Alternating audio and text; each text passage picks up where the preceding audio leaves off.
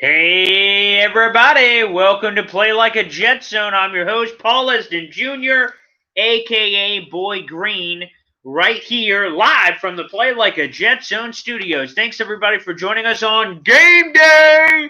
We've got David versus Goliath. The New York Jets, 19.5-point underdog in this contest, but depending on your betting line, even more than that. And for today, by the way, pulled out of the closet, Dustin Darrelle Revis Pro Bowl jersey. Back to the good old days, the AFC Championship games in 2009, 2010. Also thought the red splash for this Jets-Chiefs game would add a little intrigue, certainly on camera as well. So thanks, everybody, for joining us for this live New York Jets versus Kansas City Chiefs pregame. We're going to get into NFL trade line nuggets. We're going to get into the rookie showcase, all the New York young players that will be playing in this game, and a reason for excitement, despite the fact that the Jets are 0-7 right now, the only winless team in football. We're nearly halfway through the season. We'll be officially after this game. And the fact of the matter, everybody, is that we'd be halfway through the season, halfway through doing these shows. This is our 15th show, and then we'll have our 16th. Actually, it's a lot more than that. My numbers are off, but nonetheless, we're going to have this show right now, the live pregame, so make sure you hit the subscribe for all the new people joining in. I'll mention this a few times through the live broadcast here. Make sure that when you jump in, if you like what you see, hit subscribe. We're trying to grow the channel. This is the first season of its existence. The more, the merrier. So thank you so much for all the great support so far this year, despite what's been a horrible year for the New York Jets. So I want to thank everybody for all their support during this. Let's get through a couple of notes and quotes here. I do want to give a couple of shout-outs to two huge sponsors of this very live stream from YouTube, and I got to tell you, they've been absolutely terrific all year long, and make sure you support local. So those two shout-outs are, of course, this beautiful customized banner behind me. It was created by Edward Delgado, a diehard New York Jets fan. If you don't know him, you should know him because of his Jets mask. It's almost like Rey Mysterio-esque.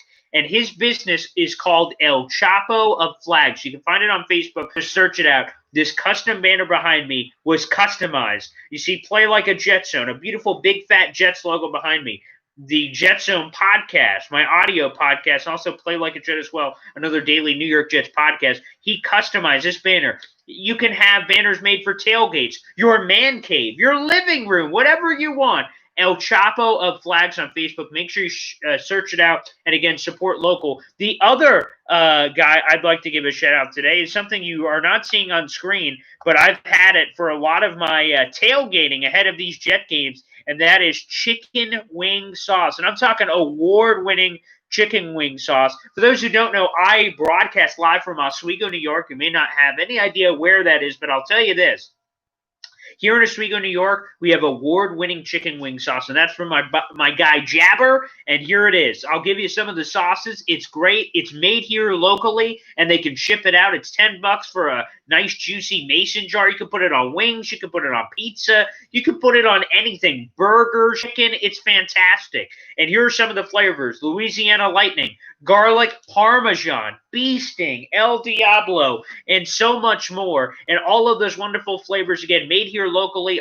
All those profits go locally, and it's awesome to support something during a world pandemic, and really anytime. And not only, I'm not doing just a charity case here. Their wing sauce is chef's kiss. Absolutely terrific, and I have it for most of my tailgating before these games, so make sure you check them out. For more information, text 315-406-8081. Again, 315-406-8081. If you missed that number on the live stream, check out the YouTube description. It also has it there as well. And tell them the Play Like a Jet Zone show sent you. Let's start off with the injury report. The Jets are not going to be at full bore for this Jets-Chiefs game. Not that that would help. Again, the Jets they opened as a 21-point underdog. The line shifted to about 19.5 when I did my official radio picks earlier this week, and now on some books, they're a 20-point dog. So whichever you go by, it's only getting worse because the Jets are going to be without a lot of key pieces here. Let's start off on offense. Brashad Perriman, the guy who was supposed to replace Robbie Anderson,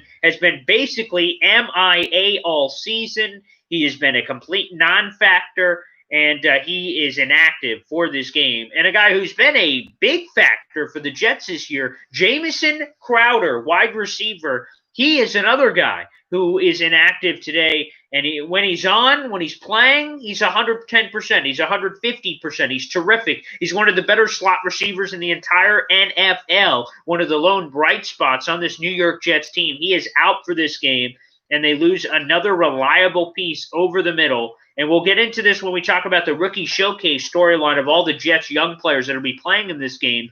But Denzel Mims, now wide receiver 1. We'll see how he handles those opportunities with the Chiefs again. We'll talk about that in a little bit. And let's go to the defense. Blake Cashman is out, inactive for this game. Again, a young linebacker who I think brings a lot of speed to the team. He is a nice piece. Unfortunately, they will not have him. They won't have their Ficken kicker, Sam Ficken, out, which means Sergio Castillo will be the kicker for the New York Jets today in those conditions at Arrowhead on the road. So no Ficken, which, take that for what you will. They're 0-7, but Ficken had been a bright spot for much of the year for the New York Jets. And 2 players that are inactive. We're talking about the rookie showcase. A lot of young players will be playing for the Jets today, but there are a couple of rookies that are not playing today and may not play this season. James Morgan, quarterback, FIU. I know that selection in the 4th round, one of 3 fourth-round picks for the Jets this year based on some trades that happened during the draft. A lot of people were not fans of the James Morgan pick. I'll tell you, I was, and I'm not afraid to die on that hill. Obviously, he's been inactive all season. The stat looks bad because obviously he doesn't look good enough to be your backup quarterback, at least from the coach's perspective in those practices and things of that nature. But James Moore, getting a backup quarterback, if you could get a quality backup quarterback, especially with that record that the Jets had without Sam Darnold entering the year, they were 0-6 in games that Sam Darnold had not started in the first 2 years of his career. That number has only gotten worse. Obviously, this year, I believe that number's up to 0-8. So if you could get a quality backup quarterback, a guy you can develop, a guy can be there and can help you when needed, of course you make that selection. I think a lot more people should be criticizing the Jabari Zuniga pick, who is another guy, is active and will make his rookie debut today on the road against the Kansas City Chiefs. That's a pick that I would criticize if you wish the Jets would have dove back into the wide receiver market as opposed to the James Morgan pick. That's a pick I love. Cameron Clark, a nice guard out of Charlotte. He's another guy who we may not see this season. And the reason why we may not see Morgan or Clark this season, Rich Zamini says they just may not be ready. Although Clark, I saw him in practice this week, and wow, he showed some pop. And this is a guy a lot of people said could be a plug-and-play type for this game. So the Jets are going to be without their 2 top receivers, and Rashad Perriman, Jamison Crowder, without one of their linebackers and Blake Cashman, no kicker, and then a couple of the rookies, James Morgan and Cameron Clark, also not playing here. And let's not bury the lead on this show. The leading storyline for this game is the Le'Veon Bell revenge game. Now, I've talked about before on these pregame shows, again, play like a Jet Zone for new people joining us. Thank you so much for taking the time. Feel free to drop in questions and comments in our YouTube live chat, depending on how you're viewing the screen. They may be here or down below. Regardless, drop some questions and comments. We appreciate it, and we'll get to them here on the show. The Le'Veon Bell thing, when he was signed, I thought it was a great move. It gave Sam Darnold a piece that was versatile, could run, could catch, could be lined up all over the field. Obviously, it didn't work out. You're cutting him into his 2nd year with the team and injuries and everything that's happened to him. And he gets cut, can't even trade him for anything, and he immediately goes to one of the best teams in all of football, if not the best team in all of football, in Andy Reid. And I'm telling you, folks, Le'Veon Bell is going to be pissed. You saw him tweet it out. The Chiefs' Twitter account tweeted it out as well, using Le'Veon Bell as the pregame photo to talk about this game. I'm telling you, man, revenge game. He's going to want to give it to Adam Gase tenfold. Andy Reid's going to use him in every way to Sunday. I fully expect Le'Veon Bell to run, catch, and do everything all over the New York Jets today. Again, I fully expect that to happen. And here's the other side of it. I think Adam Gase is super motivated to shut down Le'Veon Bell and make him look like an idiot. Because here's the thing. Think about this for a second. So Adam Gase reportedly way back when didn't even want Le'Veon Bell, thought spending that much money at running back didn't make sense. So him and Mike Maccagnan were butting heads, didn't really agree on that. Mike Maccagnan gets fired, but he's kind of stuck with Le'Veon Bell. You already signed him to that 4-year, $50+ million deal. You've got no choice. So you would think Adam Gase would have said, okay, I didn't want him, but now that he's here, let me try to use him. But no, he sabotaged him basically his entire career by just running him up the middle. Todd Haley criticized him this week on the radio airwaves, that being Adam Gase and not using Le'Veon Bell properly.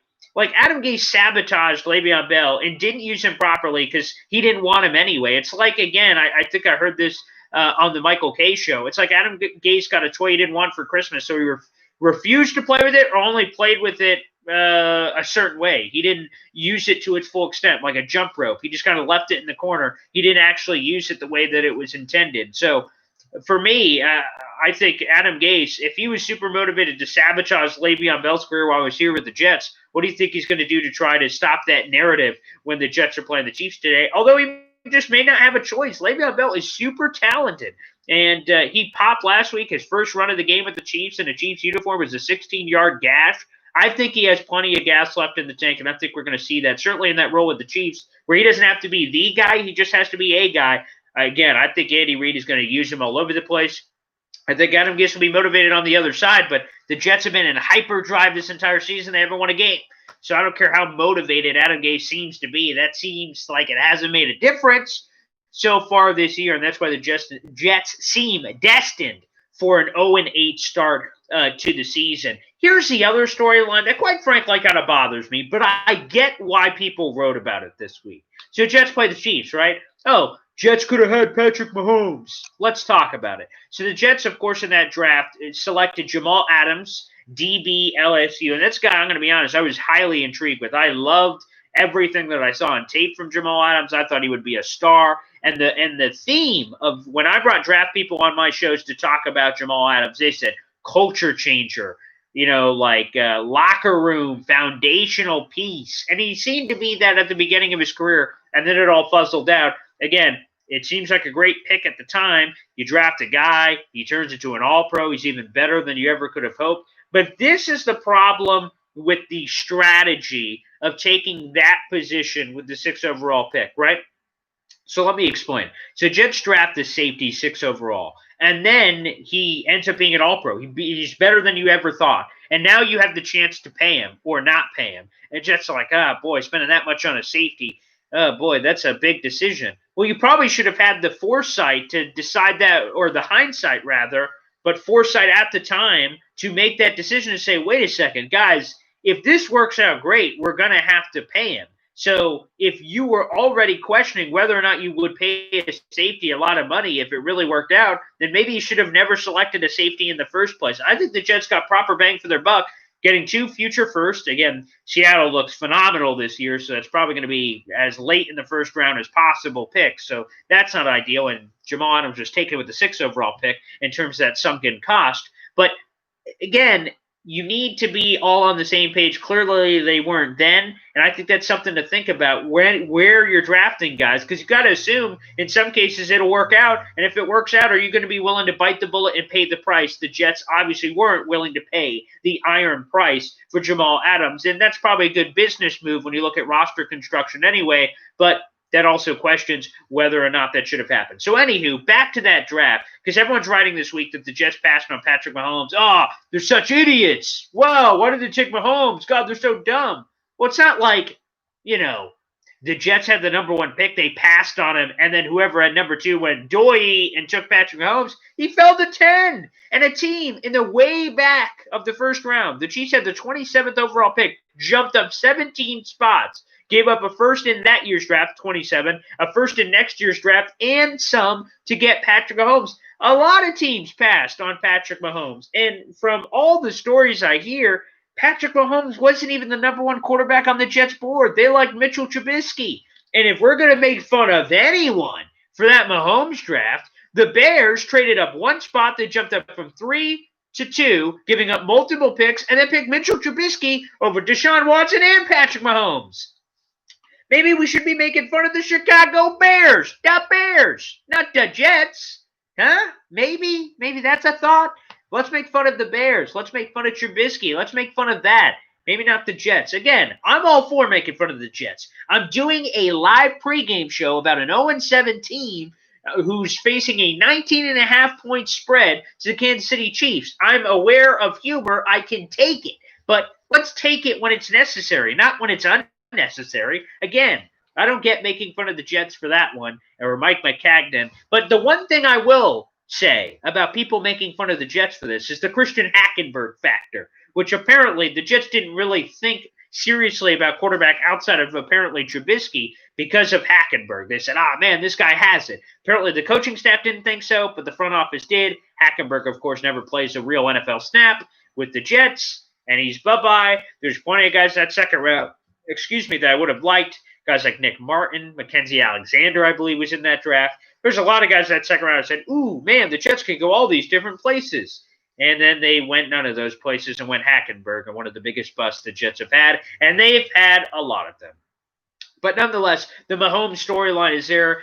He's phenomenal. Super Bowl MVP already. MVP. Again, Patrick Mahomes is really good, and we're all going to see that today. And we've heard Sam Darnold references a poor man's Patrick Mahomes, guys that can make Patrick Mahomes-like plays, but obviously has the rapid inconsistencies. Here's the thing I'll say. Mahomes is great. The Jets passed on him. So did a lot of teams. He's terrific. He's a superstar. And we'll see what happens because, the Jets may get their Patrick Mahomes in this year's draft, and that is, of course, Trevor Lawrence. Let's talk about that storyline this week.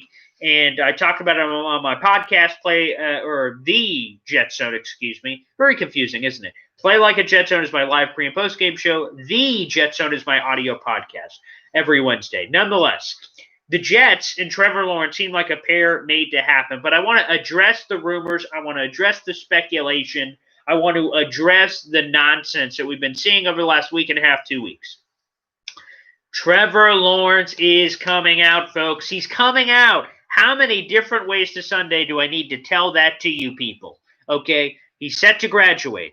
He's already won a national championship. He's set to win a Heisman this year. He may win another national championship this year. Clemson barely escaped Boston College over the weekend. Trevor Lawrence did not play because he has COVID. He is not set to play against Notre Dame this Saturday, which is a bit of a bummer because that looked like a great game in the ACC, that according to Dabo Sweeney. But, guys, here's the thing. He's coming out. He's coming out. He's coming out. He won't pull an Eli Manning. I've got sources that have told me that, and I've had sources behind the scenes and sources in front of the scenes. I spoke to Don Munson, the voice of the Clemson Tigers. I asked him straight up. This is a guy who sees Trevor Lawrence on a daily basis. I asked him 2 questions. First off, Don, do you think Trevor Lawrence is coming out this year? He said emphatically yes. And then I said, would he ever consider pulling an Eli Manning, like not going to a place? And Don Munson, the voice of the Clemson Tigers, you don't believe me, believe him. The voice of Clemson Tigers said, nope, Trevor Lawrence is coming out. That's not the kind of guy he is. He would never pull that. Whoever drafts him has him. And then Daniel Jeremiah appeared on Rich Samini's podcast this week and said the same thing, and also said it would be a pretty easy sell for the Jets. And why? They got Joe Douglas. The draft class looks terrific. We're only going to see more of it today. Mekhi Becton looks like a superstar home run. So you got a franchise left tackle. You've got money for days, over $100 million in cap space. You have draft assets, over 18 picks in the next 2 years to add to the offense, defense, special teams, whatever the hell you want. You got all those picks. It is an easy sell for Trevor Lawrence. And again, folks, my sources, inside, outside, right now, behind the scenes, everything, in front of the scenes, behind the scenes, on the side of the scenes, Trevor Lawrence is coming out, and Trevor Lawrence ain't pulling an Eli.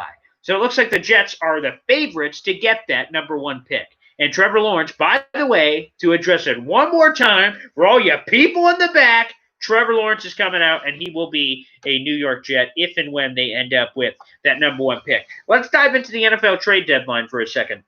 I do want to address a brand new NFL rule, which kind of screws the Jets a little bit. Let me explain. Bradley McDougald, who the Jets got in the Jamal Adams trade we talked about earlier with Seattle as a, quote, throw-in to the deal, he has a very serious shoulder. He may not play again this season. He was placed on IR, so he's out for a minimum of 3 games. But the most important nugget to that story is that now that he's placed on IR, he cannot be traded. Back in the old days, you saw the Dolphins and Rams execute a weird salary dump trade where Aqib Talib was injured, but they still traded him and swapped some draft. So it's not this year. The NFL rules prohibit that. So the Jets are going to have to just eat it with Bradley McDougald, who's on the last year of his deal. He will not be moved ahead of the NFL trade deadline. So I wanted to address that. That also means, on a positive light for the Jets, Ashton Davis time. The safety out of Cal will be getting his first career start with the New York Jets, and that adds to the, quote, rookie showcase I talked about earlier. We're going to see a lot of youngsters for the Jets, invaluable experience, and hopefully we can see some of these guys blossom in front of our very eyes. So let's go through a couple of them. First off, Denzel Mims, wide receiver 1. No Jamison Crowder, no Brashad Perriman. Denzel Mims is going to get at least 10 targets in this game. They're going to feed him early and often because, quite frankly, they don't have any other choice. And really, he looked pretty solid last week against the Buffalo Bills in that first half. He was empty-handed in the second half, but I think the Jets are going to find ways to use him. That was his first football he's really played, both practice and on the field in a long time. He's looked great in practice. We'll see if that translates to the football field. And I'll just tell you, on my fantasy football team did start Denzel Mims. That's mostly because my wide receivers stink, but nonetheless, I did start him. So Denzel Mims, fingers crossed, buddy. I appreciate it. I'll be double cheering for you, pal. And also Jabari Zuniga out of Florida. Yes, the Jets like drafting Florida players every year, apparently. Marcus May, Ja'Kai Polite, LaMichael Pirine, Jabari Zuniga. Why not? Hopefully one of them work out. But nonetheless, Jabari Zuniga and Michael Pirine, by the way, looks pretty good. Zuniga, let's see what he is as a pass rusher. The Jets are devoid of pass rushers. Zuniga hopefully can bring something to the table. But modify expectations. He is playing today, but how much is he going to play? He's been injured. It was out of training camp, out of practices, out of games. This is his first game, and we're in week 8. So we'll see how much he can bring to the table. Speaking of pass rushers, Bryce Huff out of Memphis, the undrafted guy, looks pretty good. He looks to be a part of their future, a building block, so to speak. Very nice find for the Jets from that standpoint. Still don't understand why he wasn't drafted. And Mekhi Becton, obviously, to bury the lead here, he's been a superstar. Absolutely terrific, both against the pass and against the run. He looks like a absolute stalwart on that offensive line, which is great news for Jet fans. One more youngster I want to bring up, and we won't see him today, but we'll hopefully see him in a few weeks, is Bryce Hall, corner out of Virginia. This is a guy I love. On the Play Like a Jet podcast, basically, they revealed in one of his interviews that the Virginia coaches had to put a curfew on Bryce Hall. Now, you'd say a curfew. What, is he a party animal? No, a curfew for when he would leave the film room because the coaches wanted to go home at a reasonable hour. That's how dedicated this guy is. Obviously, the injury bug is a reason why he slipped in the draft. But if he, Bryce Hall, can solve some of the corner issues for the Jets, man, that puts him in such an exceptional position moving forward. And he's a guy I thought could have been a first or second round corner, not considering injuries. Man, I really like the character. I like the player. Would love to see him be there for the New York Jets as a part of their core future. So I really love all the youngsters, and hopefully we get to see a lot of them today, and mostly Denzel Mims. Super excited for him, and, of course, Sam Darnold as well. And speaking of weapons real quick, before we get back into the NFL trade deadline, Chris Herndon. Okay, obviously, I was wrong. I thought he could have been one of the young ascending tight ends in the league. That didn't really transpire. But the thing I do want to say is, okay, so early in the year, he sucked. He fumbled, had drops, lack of concentration, effort was a question, and you punished him by benching him and not really playing him much. I get it. Again, as a football player, as a former football player, you have to hold your players accountable. You can't let lackadaisical effort, piss poor play, or anything, no matter their talent or draft status, to let them just play it out, on the football field. So he's been punished. But at a certain point, okay, he was punished earlier in the year, but now it's week 8, man. Let's figure it out. What's the worst thing that could happen? Throw him out there. With all the injuries to Jamison Crowder and Brashad Perriman, maybe it's tight end time. Tight end you in Miami, Chris Herndon. Let's see what this cat has, and hopefully the Jets decide to use him a little bit today against the Kansas City Chiefs, because what do you have to lose? Not a whole heck of a lot.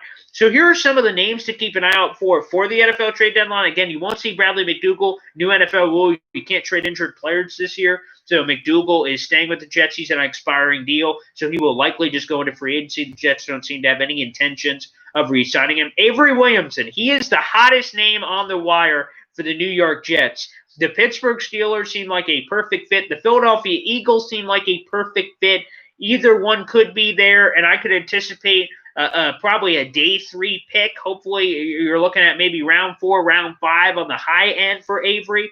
The Jets would obviously love to do that because then you could turn the keys of the franchise over to the youngsters like Blake Cashman. Again, he's inactive today, but in theory to the younger guys in the team and start sending off one-year deals. So I'm going to give you a couple more names. All of these guys, the commonality here is they're on expiring deals. They're on the last years of their deals, and the Jets are moving capital. They're moving pieces. They're moving products, slinging players left and right. Hey, what do you got for me, Johnny? Here, I'll give you a little bit of this. Slide in. Draft pick, draft pick, draft pick. So they're going to be trying to do a lot of that ahead of this deadline, which, by the way, November 3rd, the NFL trade deadline coming up on Tuesday. But Avery Williamson, again, it makes too much sense to me not for Avery Williamson to go to Pittsburgh to replace Devin Bush or go to Philadelphia where they need linebacker help and they're first place in the NFC East and they could use some pieces to get them over the top. Avery Williamson, certainly to me, is one of the guys to watch, no question about it. Jordan Jenkins, one of the Jets' better pass rushers and has been. That doesn't say much about the Jets' pass rushers. He's on the last year's deal. The Jets would love to move him if they could. A couple of corners, Pierre Desir and Brian Poole. Now, Pierre Desir has had a wild roller coaster year so far. He's gotten a lot of picks. He's dropped a lot of picks. He's been toasted a couple of times. The Jets would move him for the right price. Brian Poole, the same thing. The Jets' best corner on the team, also on a last year deal. He signed a consecutive one-year deal. He signed one last year as a prove-it deal with the Jets, signed another one this year. Brian Poole to a contender would make a lot of sense. That one, I would hope, is closer to a conditional third or a conditional fourth potentially because of how good Brian Poole is. Again, the commonality here is all those guys on the last year of their deals. But there's a new name for the New York Jets that may be on the block, Chuma Edoga, offensive tackle formerly of USC. This is a guy who, when he was drafted, I had Jim Nagy, the executive director of the Reese's Senior Bowl, join me and said he could be, quote, a building block for the Jets' future, one of the most talented guys that was at that Senior Bowl that year. Now, I thought he had left tackle potential. I really hoped that he could be the right tackle of the future. That doesn't seem to be the case. The Jets coaching staff don't really seem to jive. And Rich Cimini said as much in his Sunday morning calling saying, quote, Chuma Edoga, quote, doesn't seem to be a fit with the current regime, end quote. So take that for what you prize name potentially to see potentially moved at the NFL trade deadline. Here's some nuggets on this Jets-Chiefs game overall.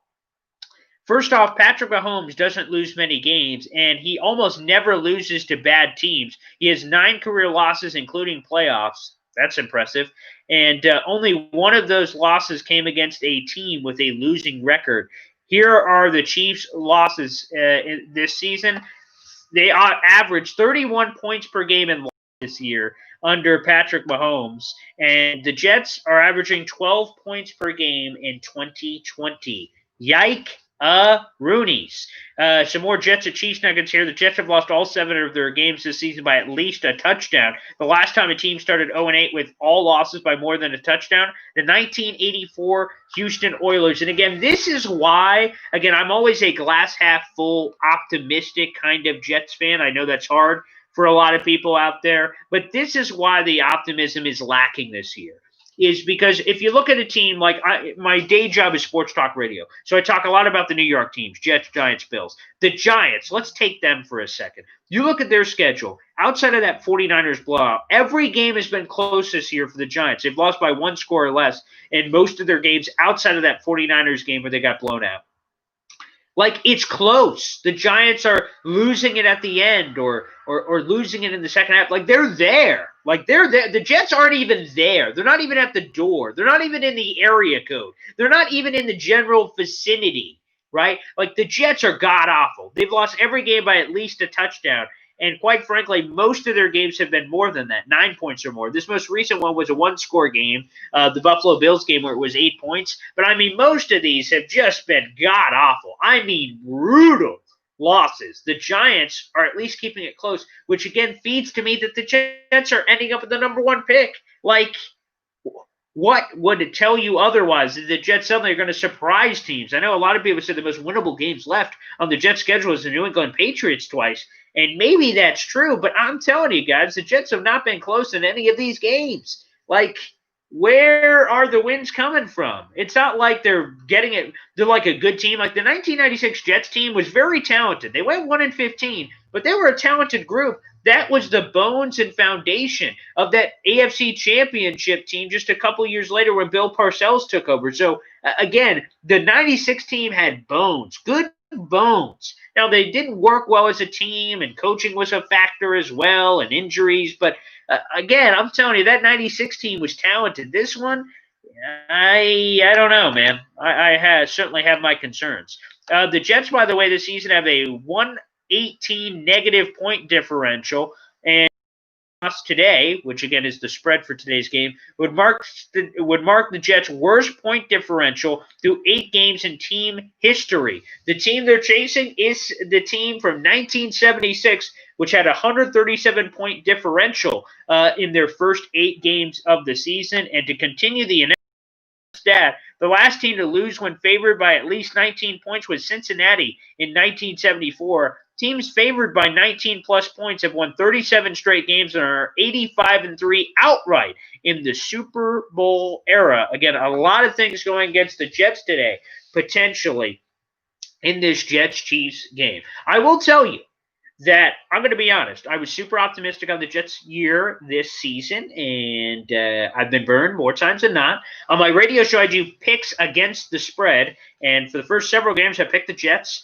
And not only have they been losing in general, because they're 0-7, but they've been 0-7 against the spread, which also is like a crazy factor. The only game that actually they were 0-6, the only game they did cover was this Bills game last week. That was the first game they've covered this year, so thanks, Jets. I didn't pick you last week against the spread, so shame on me. So I did pick the Jets this week against the Chiefs to cover the spread, which at the time of our printing of the press was 19.5 points. We'll see if they're able to cover that. Obviously, they've lost games by more than that so far this season. Like the Dolphins, they lost 24-0.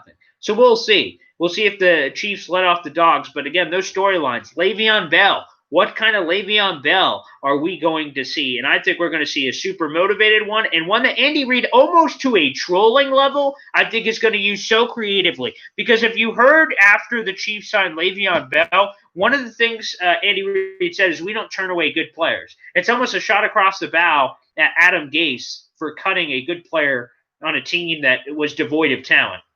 I think Andy Reid is the trolling type. I think he's going to line up. I think he's just going to over-creatively use Le'Veon Bell. He's going to put him in the slot. He's going to put him in the backfield. He may have him throw a pass in the red zone. Watch out for that. He's going to line him up. I think Le'Veon Bell, for any of you fantasy nuts out there, play Le'Veon Bell. Play him confidently. I think Andy Reid is a player's coach. You hear that phrase all the time. Players love to play for Andy Reid. They would run through walls to play for Andy Reid. I've talked to enough former players and coaches and media analysts that say the same thing.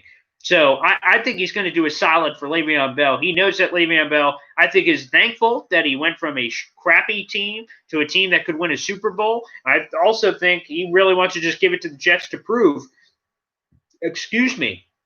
that he still has it. I think that's one of the things that he is super motivated to do, and we'll see how they use him today. Again, Jets, Chiefs, 1 o'clock. Other great games at 1 o'clock. Ravens, Steelers, which is interesting, and Patriots, Bills, which feeds me to my last point before we get out of here, guys, is the potential end of a dynasty.